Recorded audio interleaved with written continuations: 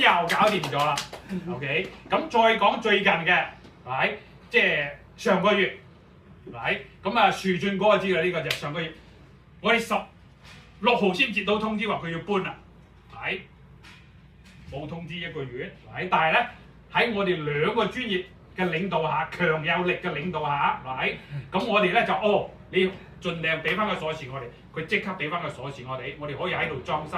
而且我哋嘅裝修係打咗2個報價，一個報價因為有時貴得滯，係佢哋非常之優秀，佢哋知道咩叫做 fiduciary responsibility， 係因為咧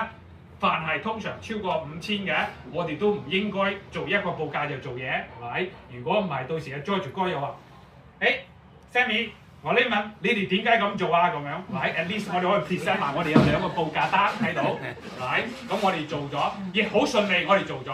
，OK， 我哋唔單止做咗，佢哋仲要租咗出去，一日都冇留到，係個租客搬咗出嚟，同埋咧我哋話咗咧，而家呢個係老婚，我哋講嘅老婚，暫時係1個女嘅，係專業人士，係好幸運，好順利咁，我哋做晒呢啲咁嘅嘢。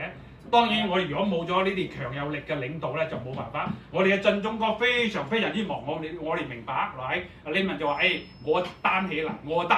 係佢真係擔起咗嚟，我擔起嚟，咁咧，阿振中哥咧，大家都知道佢好忙啦，係由龍舟博物館，由書法會，由退伍軍人，由修扶曲，遲啲又話中華，係。但係咧。喺冇辦法嘅時候咧，佢都以公所為優先，係我聽人話咧，我哋嗰日接到即係要。